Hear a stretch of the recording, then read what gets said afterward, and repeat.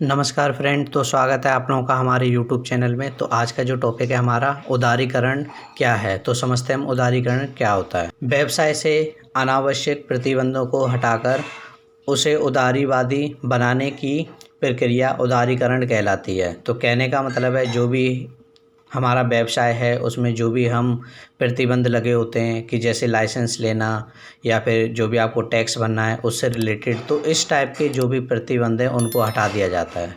तो जो भी अनावश्यक प्रतिबंध लगे होते हैं उनको हम क्या करते हैं, इसके अंदर रिमूव कर देते हैं। आर्थिक उदारीकरण की बात करें तो इसका अर्थ व्यापार को अनावश्यक प्रतिबंधों से मुक्त कराना है। तो इसमें क्या होता है, जो भी अनावश्यक चीज़ें लगी होती हैं उनको हम क्या करते हैं, हटाते हैं, उनको मुक्त कराते हैं। नियम कानूनों को सरल बनाना, जो भी नियम बने होते हैं या फिर जो भी कानून है उनको सरल तरीके से बनाना ताकि स्वतंत्र बाजार व्यवस्था का निर्माण किया जा सके। तो इसमें क्या होता है, जो भी स्वतंत्र व्यवसाय मतलब जो भी हम व्यवसाय करना चाहते हैं वो स्वतंत्र रूप से हम कर सकें।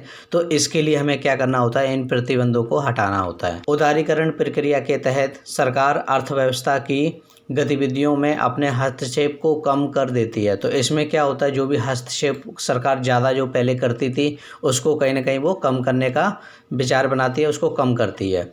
अर्थव्यवस्था को सभी के लिए खोल दिया जाता है और बाजार पूरी तरह से मांग और पूर्ति पर आधारित होते हैं। तो ये मांग और पूर्ति के अकॉर्डिंग क्या होते हैं, उस पर आधारित हो जाते हैं और सभी के लिए जो भी बाज़ार होते हैं वो स्वतंत्र कर दिए जाते हैं, जिससे लोग आसानी से, जो भी व्यक्ति व्यवसाय करना चाहता है वो आसानी से व्यवसाय को कर सकता है। और समझते क्या है उदारीकरण की विशेषताएं। अब इसमें विशेषताएं समझते हैं कि उदारीकरण की क्या क्या विशेषताएं होती हैं। तो इसमें व्यापारिक प्रतिबंधों का उन्मूलन। तो समझते हैं इसमें क्या होता है। उदारीकरण नीति के तहत ऐसे नियमों और कानूनों को रद्द किया जाता है जो अर्थव्यवस्था के विकास में रुकावटें उत्पन्न करते हैं। तो ये क्या करते हैं, जो भी अर्थव्यवस्था में जो भी रुकावटें आ रही हैं उसको ख़त्म करने की कोशिश करते हैं। तो ये हमारा उदारीकरण का एक विशेषता है। आगे है निजीकरण को बढ़ावा। तो इसमें क्या होता है, अर्थव्यवस्था पर सरकारी नियंत्रण को धीरे धीरे कम किया जाता है। निजीकरण प्रक्रिया के द्वारा सार्वजनिक क्षेत्र के उपक्रमों, उद्यमों और संस्थानों में सरकारी स्वामित्व को निजी क्षेत्र में परिवर्तित किया जाता है। तो इसमें क्या होता है, जो भी सरकारी चीज़ें होती हैं जिस पे लोग ज़्यादा ध्यान नहीं देते हैं उसे निजी में कन्वर्ट कर देते हैं। निजी मतलब प्राइवेट में इसको कन्वर्ट कर देते हैं। तो जिससे क्या होता है, कहीं ना कहीं निजीकरण को यहाँ पर बढ़ावा मिल जाता है और जिससे लोग आसानी से अपने व्यवसाय को कर सकते हैं। और समझते हैं और क्या है, करों में रियायत। तो करों में इसमें क्या होता है, छूट मिल जाती है। जो भी आप टैक्स वगैरह भरते हो उसको कहीं ना कहीं छूट दी जाती है इसमें। तो समझते हैं इसमें क्या है, व्यापारिक गतिविधियों को प्रोत्साहित करने के लिए सरकार व्यापारिक करों में रियायत प्रदान करती है। टैक्स रिबेट, जैसे टैक्स में छूट देना, टैक्स पर छूट देना, टैक्स डिस्काउंट, टैक्स डिडक्शन जैसे रियायतों द्वारा सरकार बाजार में व्यापार के लिए सकारात्मक माहौल बनाने का प्रयास किया जाता। तो इन सब में इसको छूट मिलती है। सीमा शुल्क में कटौती। अंतर्राष्ट्रीय व्यापार को बढ़ावा देने के लिए सरकार आयात और निर्यात के सीमा शुल्क में कटौती करती है। तो ये क्या करते हैं, जो सीमा शुल्क होती है उसमें कटौती कर देती है।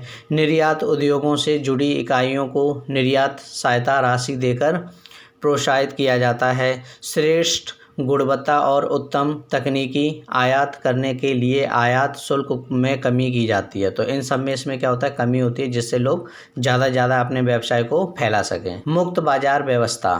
मुक्त बाजार व्यवस्था ऐसी व्यवस्था है जिसमें पदार्थों की कीमत पर सरकार का नियंत्रण नहीं रहता है।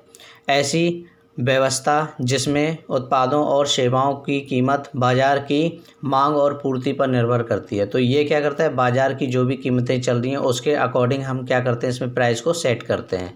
और समझते क्या है उदारीकरण के लाभ। अब समझते हैं उदारीकरण के क्या क्या लाभ होते हैं। तो इसमें पहला जो लाभ है, विदेशी निवेश में वृद्धि। तो इसमें हम बाज़ार को खुला छोड़ देते हैं जिससे लोग आसानी से एक देश से दूसरे देश में व्यापार कर सकते हैं। तो जिससे क्या होता है, हमारे देश में निवेश में जो वृद्धि होती है, तो इसमें क्या होता है, सबसे ज़्यादा निवेश में वृद्धि हो जाती है। तो समझते इसमें क्या होता है। उदारीकरण नीति का सबसे अधिक सकारात्मक प्रभाव विदेशी निवेश पर पड़ता है।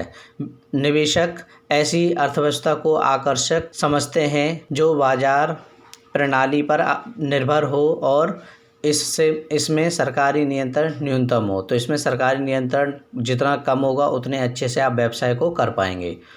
जीडीपी विकास दर में वृद्धि, तो इसमें जीडीपी में वृद्धि होती है। सामान्य उन राष्ट्रों की आर्थिक स्थिति काफ़ी मजबूत है जिन्होंने आर्थिक उदारीकरण की नीति को अपनाया। ठीक है, तो इसमें सबसे ज़्यादा फ़ायदा मिलता है जो लोग उसको अपना लेते हैं। ठीक है, उदारीकरण को। तो इससे क्या होता है, वो अपने आसान तरीके से अपने जो भी उनका देश होता है उसको आसान तरीके से वो क्या कर सकते हैं, रन कर सकते हैं।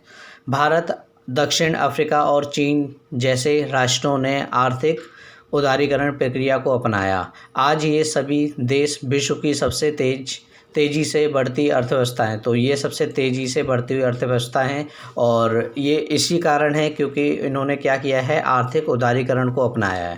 और समझते क्या है, आधुनिकीकरण। उदारीकरण नीति अर्थव्यवस्था को वैश्वीकरण की तरफ उन्मुख करती है। वैश्वीकरण के चलते न केवल दो राष्ट्रों के बीच व्यापारिक संबंध स्थापित होते हैं बल्कि व्यापार के आधुनिक तौर तरीक़ों का भी आदान प्रदान किया जाता है। तो इसमें जो भी हम तौर तरीके होते हैं वो भी, हम बिज़नेस कैसे करना है, कैसे किया जाता है, इसमें क्या चीज़ों को लिया जाएगा, ये सारी बातें भी हम कहीं ना कहीं बाहर से सीख लेते हैं। उच्च तकनीक और श्रेष्ठ गुणवत्ता। वैश्वीकरण के इस दौर में उदारीकरण नीति से अंतर्राष्ट्रीय व्यापार को प्रोत्साहन मिलता है। विश्व के साधन संपन्न राष्ट्र व्यापारिक मार्गों से उच्च तकनीक भी साथ लाते हैं। तो इसमें क्या होता है, हम जो भी अच्छी तकनीक होते हैं वो भी हम सीख लेते हैं। उद्योगों में उच्च स्तर की तकनीकी वृद्धि से उत्पादों की गुणवत्ता में भी सुधार होता है। तो वही है, जब हम अंतर्राष्ट्रीय व्यापार करते हैं तो हम वहाँ की बहुत सारी चीज़ें हम देखते हैं कि हाँ वो इस तरीके से व्यवसाय कर रहे हैं, तो हम भी उसी तरीके की प्रणाली को यहाँ पर अपनाते हैं। तो जिससे क्या होता है, जो भी हमारे पास साधन होते हैं उसको हम और भी बेहतर बना के हम उसको अच्छा बना सकते हैं। तो जिससे क्या होता है, उत्पादन की जो भी गुणवत्ता है वो आसानी से हम उसको सुधारा जा सकता है, उसको अच्छे से हम बना सकते हैं। ठीक है, और जिससे उत्पादन में ज़्यादा वृद्धि कर सकते हैं। और समझते क्या है, मंदी पर लगाम। तो वही है, जैसे महंगाई बढ़ती रहती है तो उसको कहीं ना कहीं हम कंट्रोल कर सकते हैं। उदारीकरण प्रक्रिया के तहत सरकार व्यापार को प्रोत्साहन देने के लिए विभिन्न प्रकार के टैरिफ में छूट देती है, जिसके कारण उत्पादन की लागत कम हो जाती है, इसलिए उत्पादों के दाम भी कम हो जाते हैं। दूसरी तरफ उदारीकरण प्रक्रिया के कारण बाजार में प्रतिस्पर्धा के अवसर बढ़ते हैं, जिसका परिणाम भी उत्पादों के दामों में कमी आती है। तो वही है, अगर कोई व्यक्ति है आपसे ज़्यादा पैसे ले रहा है, अगर सामने वाला कम पैसे ले रहा है तो आप ज़्यादा पैसे वाले के पास तो जाओगे नहीं, थोड़े कम पैसे वालों के पास ही जाओगे। तो वही है कि जो व्यक्ति थोड़ा सही पैसे लगा के दे रहा है तो हम उसी से चीज़ खरीदेंगे, हम किसी दूसरे व्यक्ति से चीज़ नहीं खरीदेंगे। तो इससे क्या होगा, हमारी प्रतिस्पर्धा भी बनी रहती है और जो भी बाज़ार में जो दाम चल रहे हैं उसी के अकॉर्डिंग प्रोडक्ट जो भी आपका शॉपकीपर है, ऐसा नहीं है कि वो ज़्यादा चीज़ों को, ज़्यादा पैसों को लेगा, ज़्यादा पैसे चार्ज करेगा, तो ऐसा नहीं है। तो इसमें क्या होता है, हम मंदी पर कहीं ना कहीं कंट्रोल कर लेते हैं। और समझते क्या है, उदारीकरण से हानियाँ। अब इसमें हानियाँ कैसे होती हैं वो समझते हैं। कुटीर और लघु उद्योगों को नुकसान। तो इसमें वही है, जो छोटे उद्योग थे वो कहीं ना कहीं नष्ट होते जा रहे हैं। तो समझते इसमें क्या है, उदारीकरण नीति का सबसे ज़्यादा दुष्प्रभाव छोटे, लघु और कुटीर उद्योगों पर होता है। उदारीकरण व्यवस्था से बड़े उद्योग और बहुराष्ट्रीय उद्योगों का विकास हुआ, किंतु आर्थिक तौर पर पिछड़े छोटे और लघु उद्योगों बुरी तरह से प्रभावित हुए। तो ये बुरी तरह से क्या हो गए, प्रभावित हो गए।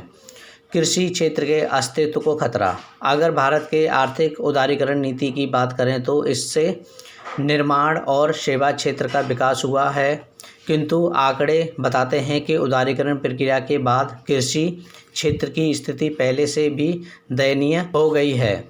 नई व्यापार नीति के चलते उद्योग कारखाने की संख्या से बड़ी, नतीजन कृषि क्षेत्र से लोग अधिक आमदनी के लिए बड़े शहरों की तरफ चले गए हैं। तो वो ये लोग एक जगह से दूसरी जगह चले गए, तो इससे भी कहीं न कहीं कृषि पे बहुत बड़ा खतरा हुआ है।